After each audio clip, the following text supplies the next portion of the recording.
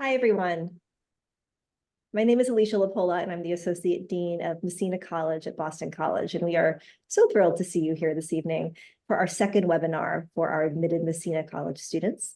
So first, congratulations to each of you and any families who might be joining us today as well. So we are so thrilled to be welcoming you to the BC family. As you know, these webinars are designed to give you kind of a foundation as you prepare to join us this summer, because we know that transition to college can be overwhelming, and we wanted to give you a space to learn a little more about us and give you a space to ask any questions you might have. Today's session will be focused on academic life here at Messina.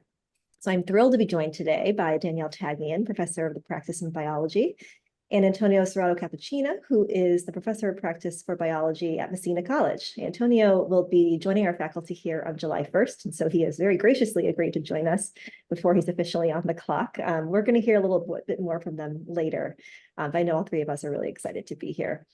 So we're going to start our time today by first, I'll spend some time describing the larger academic experience at Boston College and how Messina fits into that. We'll talk about some of the classes that you might take as Messina students, different programs of study, and what you might choose to do with that degree when you graduate, what your options are. And then from there, we'll get to know Professor Taghian and Professor Serrato-Capuchina a little bit better. I'll ask them some questions, and I'll give you a chance to ask any questions you might have too. So at any moment, you can feel free to use the Q&A feature in the Zoom, and we'll get to your questions as best we can. So if you've joined us for a presentation before, some of this might be a review for you, but I wanted to take a moment to just review Messina as a whole. So as you know, we are opening in July as the 9th school of Boston College. And you may have also heard me say before that this is a pretty big deal. It is, it's a very big deal. BC is a pretty established institution with a long history in higher education. And we do not just open new schools every day. And Messina is even more special because it will be granting the first Boston College Associate's degrees. And there's a lot of excitement on campus right now about Messina and the fact that we are opening this. It's such an honor and a privilege to be part of something like this. So you probably know that we are a 2-year program, and we run in the summer as well. And so this is also something you probably have heard me highlight before, that we include summer sessions. And so classes this year begin on July 9th.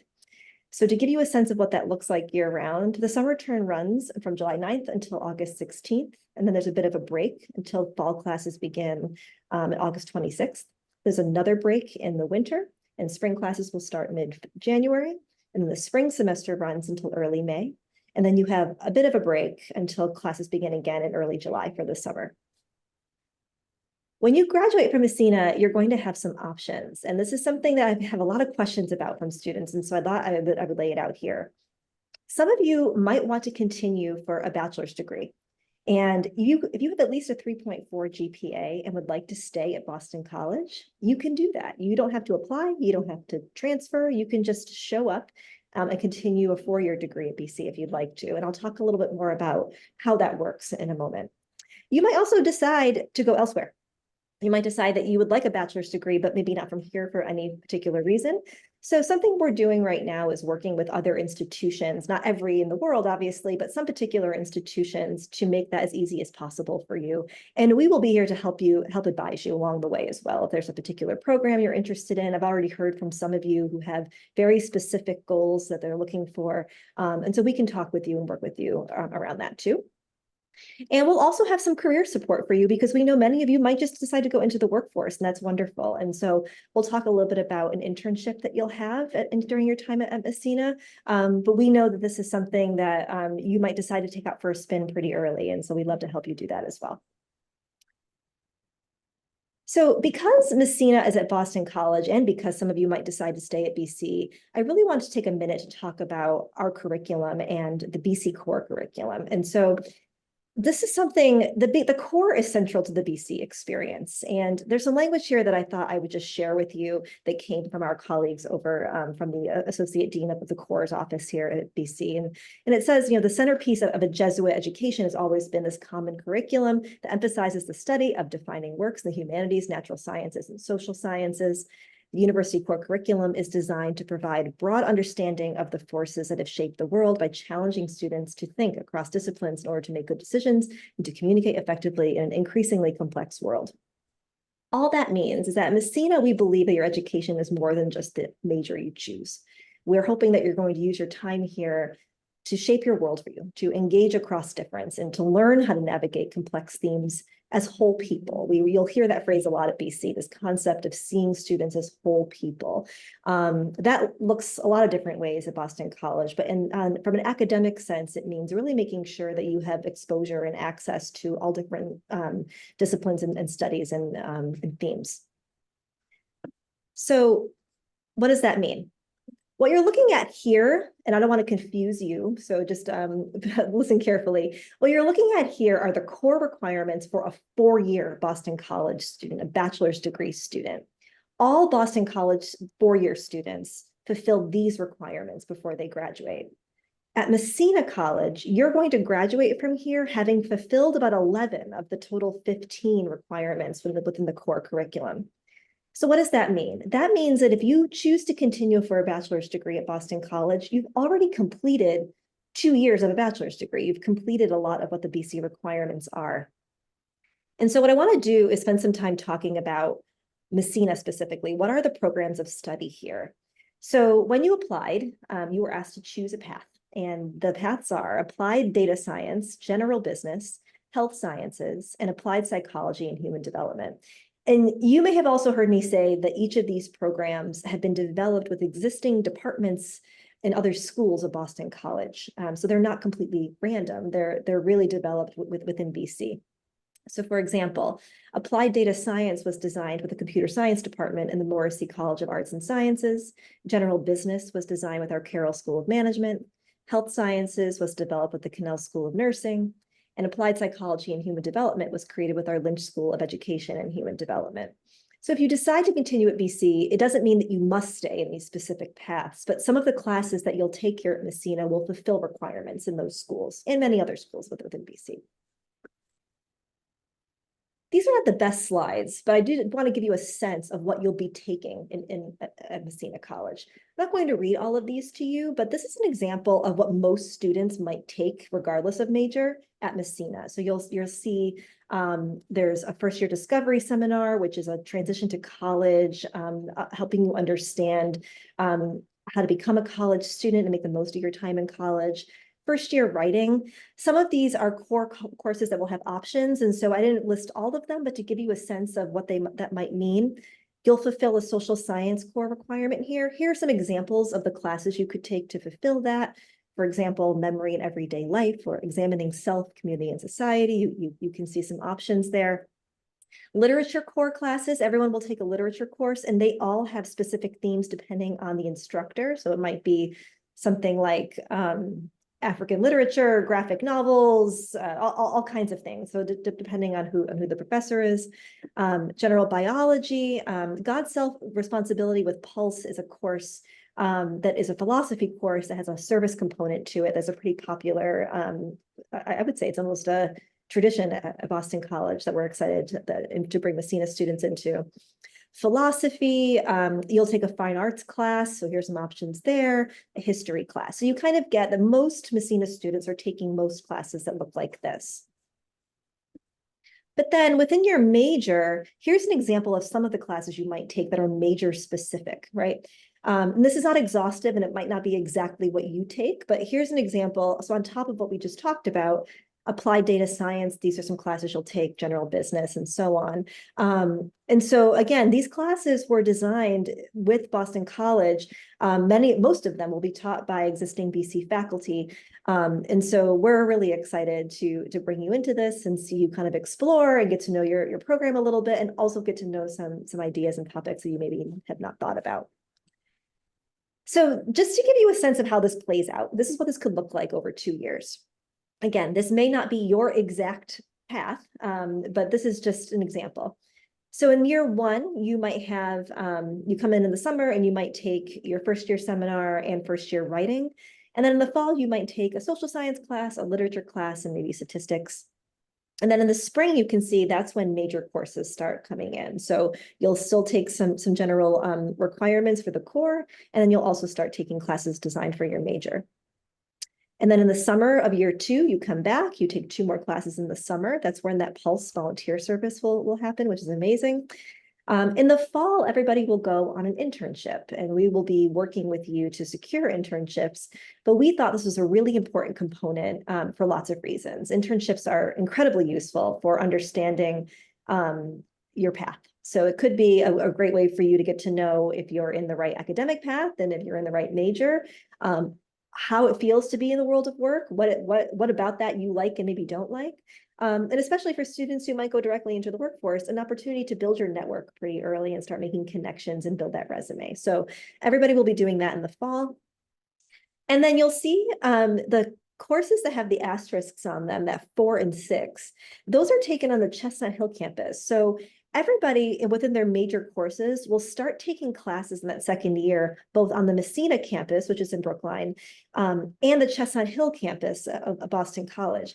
And that's really to get you acclimated to life on Chestnut Hill. And so helping you learn what it feels like to be in a classroom, not with just Messina students, in a different kind of environment, and just to get a feel of what that looks like.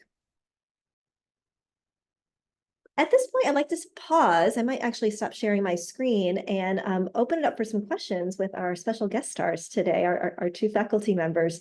I just threw a lot of information at students, and so we'll pause for a minute and talk to you and answer some questions at the end. If it's okay with everybody, I'm going to stop sharing my screen. So first, I just wanted you both to take a moment just to introduce yourselves. And so Danielle, why don't we start with you? Wonderful. Hi, everyone. Thank you for coming. Congratulations on coming to Messina College this summer. I've been a biology professor at Boston College main campus for the past 22 years.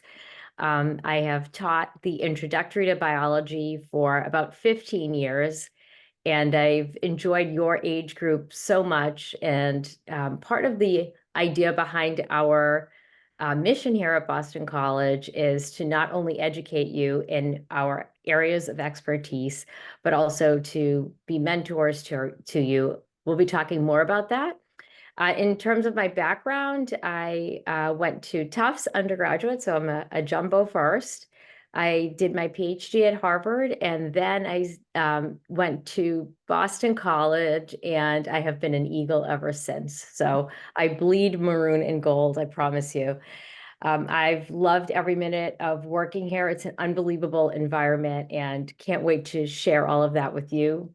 I have 3 daughters. 2 of them did go to Boston College, so I actually can tell you firsthand as a mother, as well as a professor, the product that what you have in front of yourself, and I'm happy to answer any of those questions as well.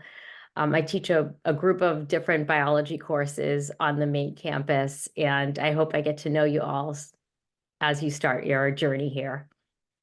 Thank you so much, Danielle. Hi, Antonio.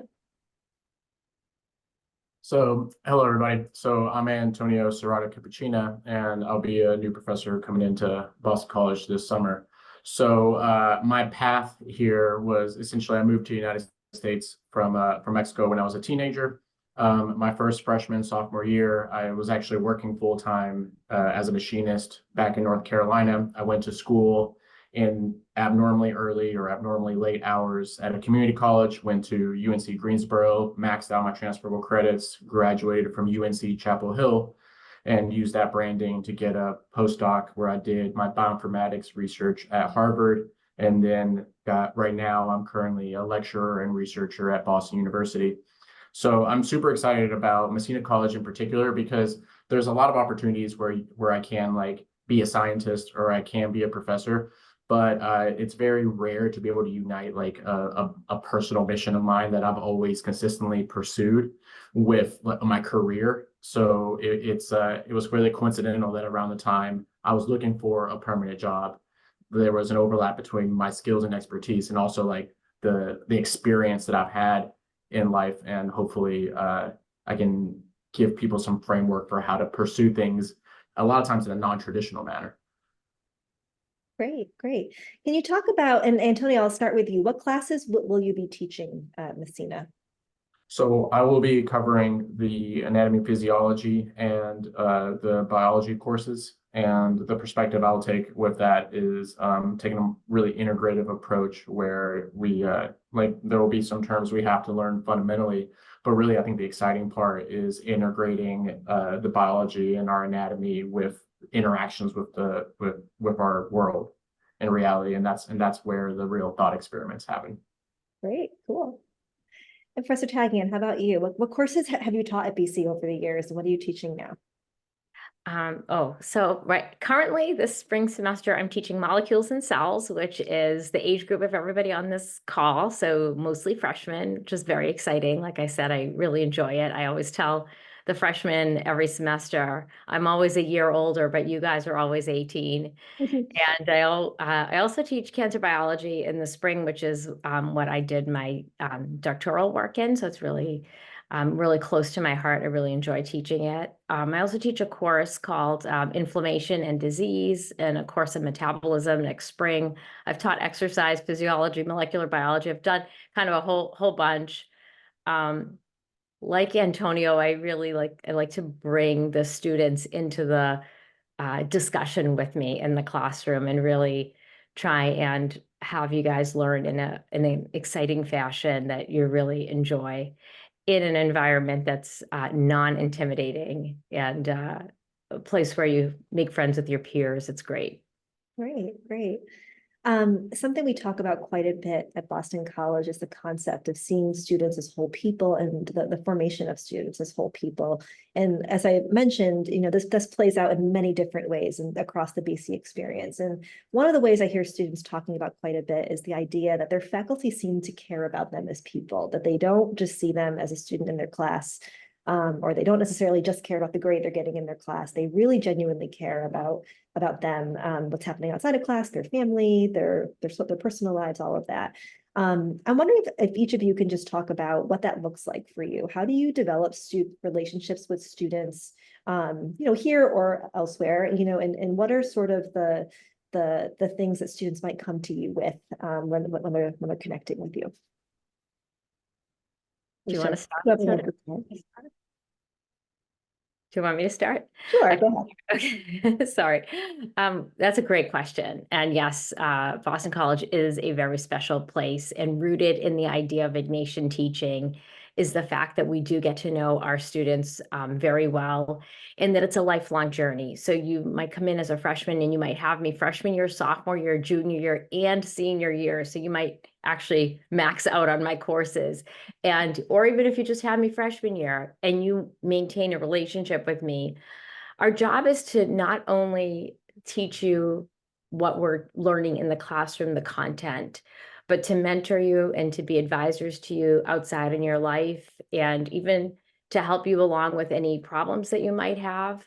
Especially after the pandemic, we noticed that a lot of students were reaching out a lot more to faculty regarding different problems that were going on at home and with the online learning. And so that went very smoothly at Boston College, I think, because of the relationships and the foundation that we already have.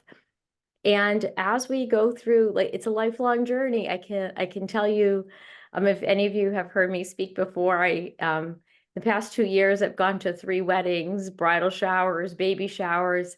So you might not be able to get rid of me. That's the problem.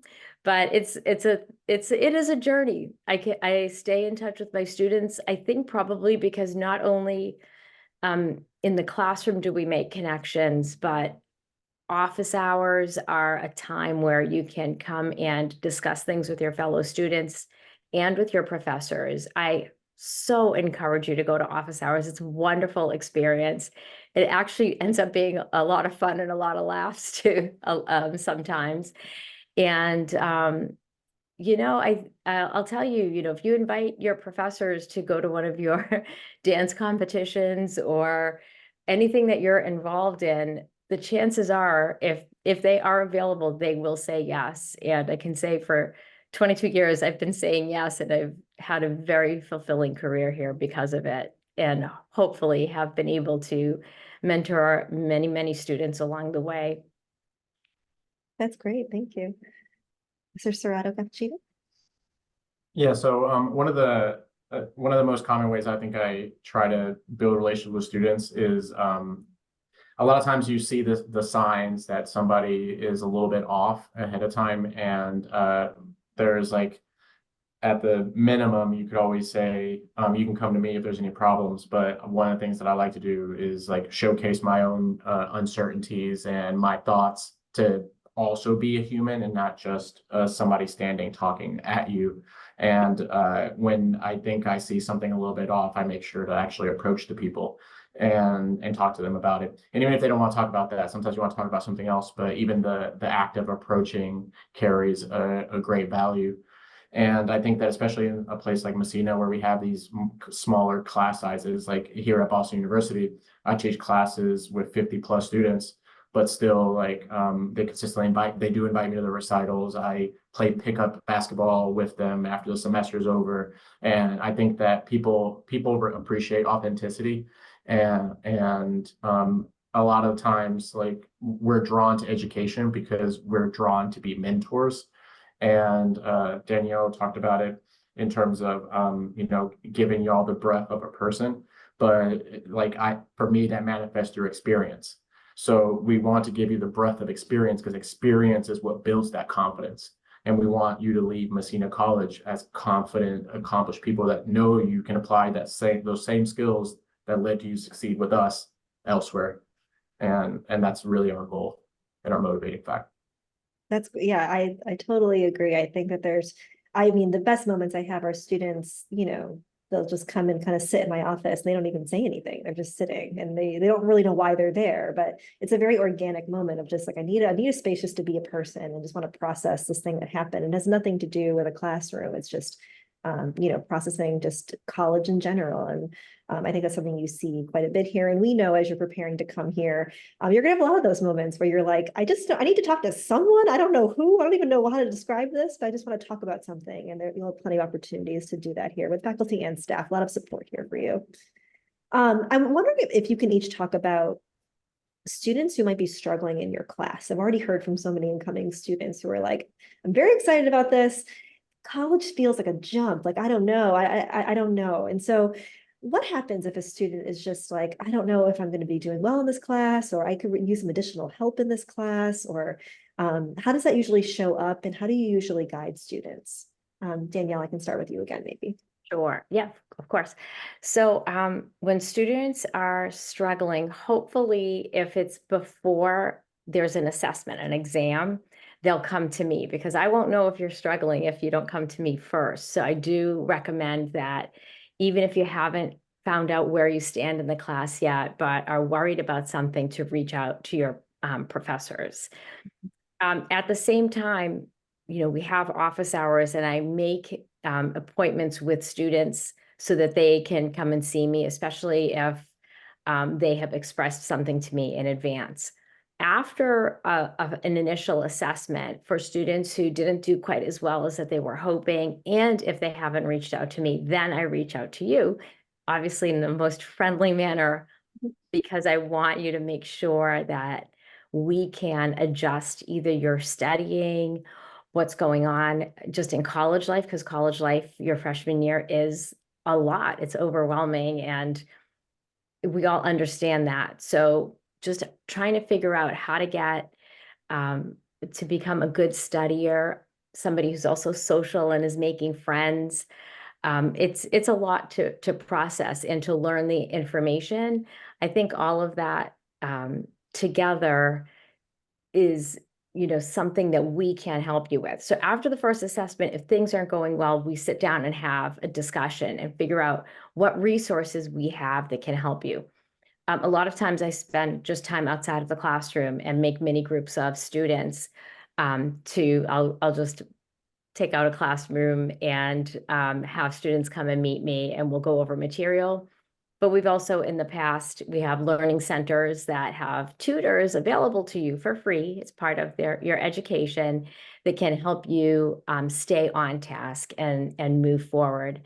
And so just being able to use both your professor, your resources, there are usually teaching assistants in the class who you can talk to. It's really important to not be afraid to go out and get help. But for me, I like to reach out and figure out one-on-one, make that one-on-one connection. And I can tell you, especially with the freshman class, I always see that upward trajectory from each exam, and it's thrilling for me and it's thrilling for the students too. So we're designed to really reach out to you and make sure you've got all the support you can need. Thank you. Antonio, anything you'd add? Yeah, and then for me, in terms of the students being nervous about performance, I think that one thing I've found through time, that many people have found, is that, you know, most of my woes are imagined. Like, my imagination is way worse than whatever the situation that was worrying me to start with. And one thing, especially I think as scientists, we become more intimately aware that uncertainty, like, to me, uncertainty is hope. Like, some people fear the uncertainty, but when there's uncertainty, you don't know what's happening. There's just as much possibility of something positive happening as something that's negative. So who's the decider? And a lot of times I feel like, you know, if I grind it out, if I focus, somebody has to make it. Why not let it be me? And I think another philosophical shift that you kind of gain through time in academia, especially, and just experience in life, is you shouldn't expect to know everything off the bat. Like, you arrive on campus, if you understood how to properly study these new concepts and how to read these totally new trains of thought off the bat, you wouldn't need us. And we've gone through these tumbles. Like, Danielle and I, I also teach advanced cell molecular biology here at Boston University. When I was a freshman and I took it, it was best described as a hot mess. Like, I did not understand how I needed to frame my thinking, how I needed to frame my studying. And a lot of times at the beginning of a semester, especially for freshman, sophomore classes, I spend a lot of time explaining to people the concept of how to study. How do you mind map? What are the tricks? Because a lot of times it's not really particularly complex. You just kind of get used to making these little associations, these little rhymes. And then through that consistency, through that discipline, that's how you build that confidence that, okay, I've done this before, I apply it a little bit differently, and I can do it again. Yeah, I love that. I love that. And that actually dovetails really nicely into my next question, which is just in general, what advice would you give to students as they're preparing to join us this summer, as we're preparing to start college? This could be anything, academic or not academic, I guess. Oh boy. And academic preparation, you're just get yourself ready to enter a new journey and have confidence in the education you've already had, and have confidence in yourself that you're going to be able to move forward and have a group of wonderful professors who are there to work with you, as well as lots and lots of staff and administrators there to support you too. So, and I think for that, it's more of a mental preparation, getting yourself ready and trying to get some of the jitters out, and then have fun before you come and spend time with the people that you might not see as much once you get here. And I think that'll be just a fun segue into college life. Yeah. The advice I would give to incoming folk, I think, would be to not be afraid to experience something new and different. One of the reasons that, like, in the United States in general, attending university is one of the big, like, dividers within the American system, is because we are exposed so heavily to different trains of thought, and learn to accept that different is okay. And I think that that's a lot of why we view each other as human, because it's important to see that we're not just one dimensional. X can be true, Y can be true, and as a whole, like, we're still flawed individuals. We're trying to improve every day. The same way that I can look at a class I just taught this semester and I'm like, you know, I know I can do that better the second time around. But does that mean I should get myself down for not doing it perfect the first time? No, because I was growing. And the goal should always just be this growth. Don't compare yourself to the other people, because, you know, we're already, especially like even an institution like Messina College and Boston College, like, perspective tells us we are this 1% of the world. We're in these incredibly privileged positions, But then as that 1%, we want to focus on the 0.001%. And it's only a detriment to us. So like the only comparison should be within ourselves. Am I better tomorrow than I was yesterday? And I think that's the thing that keeps the momentum going. And through that's how we succeed long term. Yeah, I appreciate that. I'm going to ask one more question, but before I do that, attendees who are here, if you do have questions, feel free to use the Q&A box. But yes, I think that, you know, exactly spot on, the concept of not being afraid of kind of the unknown here is a really important one, and just sort of the knowledge that you are going to experience some things that you've truly never experienced before. I hear from a lot of students that they assume that they're the only one who is experiencing any kind of feeling around, am I supposed to be here? Or am I doing this right? And I can assure you that you are all likely having a similar feeling coming in. In fact, even by virtue of being here, I'm assuming you all have very similar questions and thoughts around preparing to be here. And so just have confidence in yourself as you come here. You're not here by accident. We didn't make a mistake in admissions. We firmly believe that you can succeed here. And we're excited to watch you do those things. I do have one more question that's just kind of a fun one, but like, what was your favorite class in college? Like when you look back on your own college experience, what was something you took that sticks out for you? Major or non-major related, maybe. Okay. Do you want me to go? Sure, go ahead. Yeah. Major related was biochemistry, because biochemistry is the connection of everything that you learn in biology and in all of the other classes that you take with it. And you're like, oh, everything makes sense now. And you kind of take it in your later years, and it just puts a whole bunch of the puzzle pieces together. Non-major was fine art history. And I was very lucky because my whole family is from Italy. So I went back, and when I went to some of the museums, I experienced for the first time the art that I had learned in the art history class. And it was a very surreal experience to have the art in front of me that I saw in my textbook in college. And I thought that was a really fun experience for me. So those are my top two. That's great. I would say my favorite class that I can think of off the bat was my favorite because it was a surprise. So I took a medical anthropology course because I thought it would be an easier grade compared to my physical chemistry. It was an easier grade, but it stuck with me a lot longer because I kind of forgot a lot of the physical chemistry stuff after I finished the final.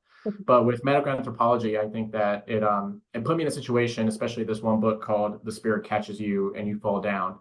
Where essentially this young girl was having a lot of seizures, and the Western doctors are coming in and saying, we got to take her away because we can save her. And it becomes this whole Western doctors versus local village story, because to them, the seizures are that she was touched by their deity.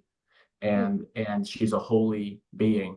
So it becomes, do we take this person that doesn't have a long outlook in life from the family, or do we allow them to stay in the family? And it dissected the argument from a lot of different perspectives. And I think that it forced me to think about, like, do I really know better? What is the truth? And I start really considering the entirety of the situation versus saying this is the absolute reality. And I think that's something that in science we sometimes trample. Thank you.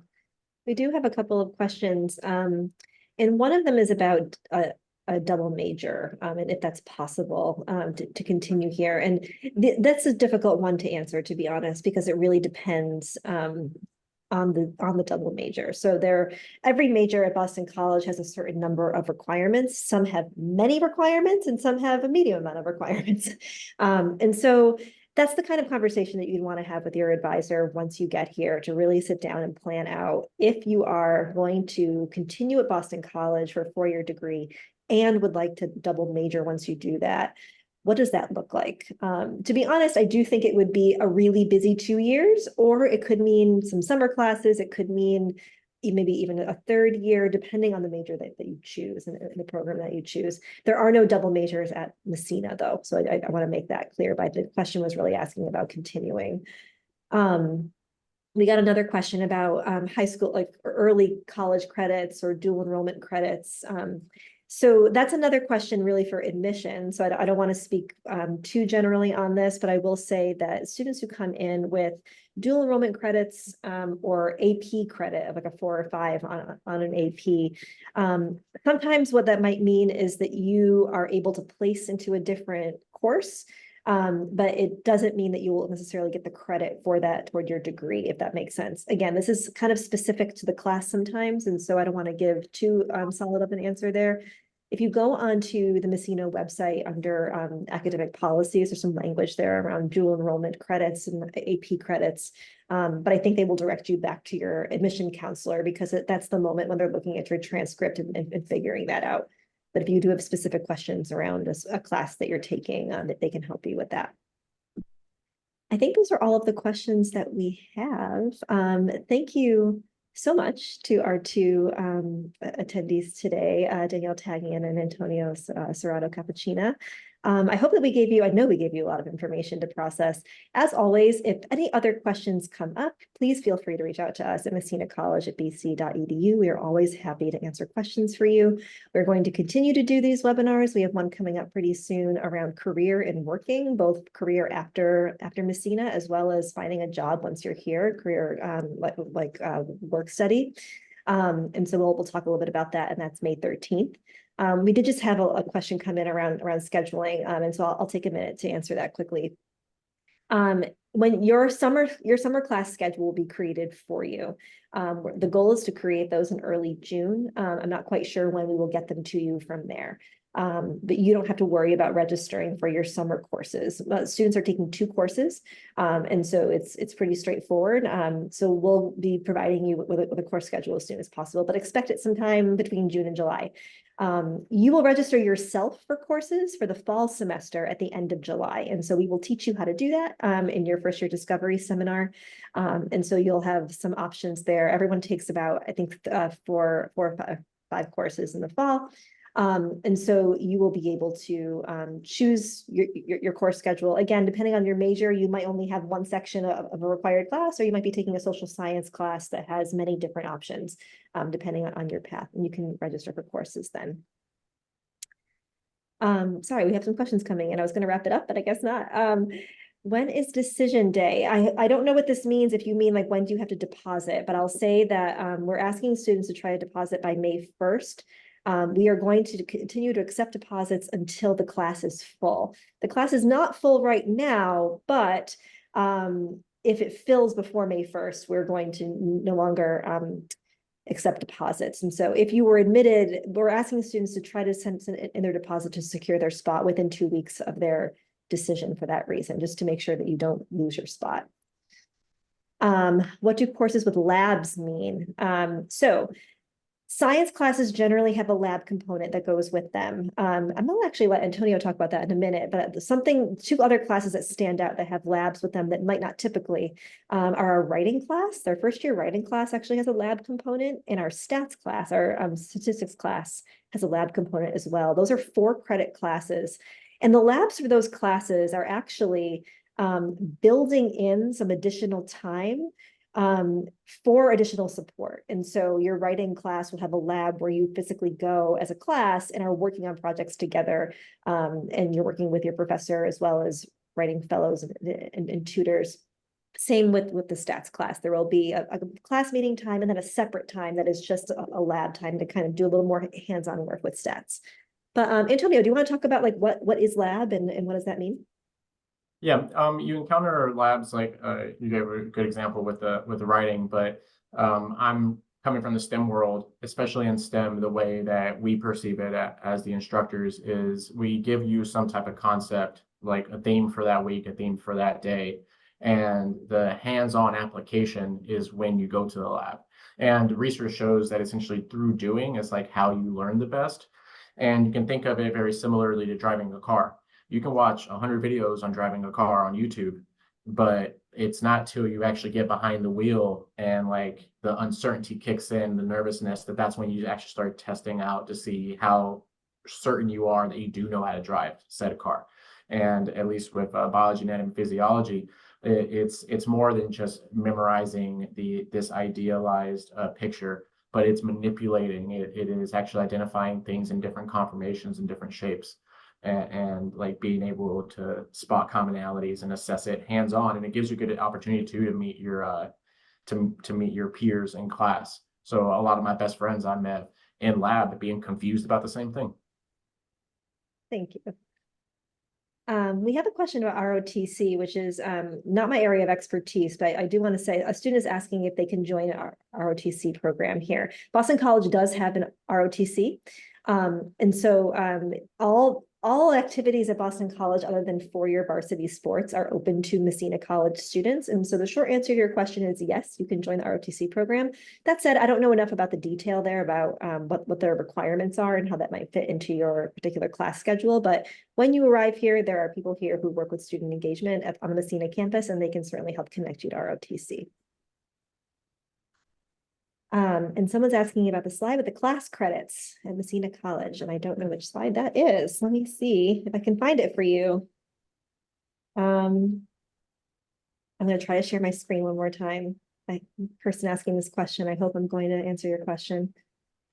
I think this is what you're asking, but each of the credits are. Don't pay too close attention to those credit numbers. Some of them may or may not align with your own, but this is the year one, and this is year two. So, and these were the major specific classes and example classes. I think I answered your question, but if not, all of this is also on our website as well. Okay, great questions from people.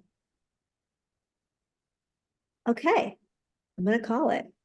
I appreciate everybody's time tonight and asking amazing questions. Thank you again to Professors Taghian and Serrato-Capuchina. We are so excited to get started with you all this summer, and we hope to see you at another webinar. With that, I'll say good night. Thank you so much. Have a wonderful night. Have a great night.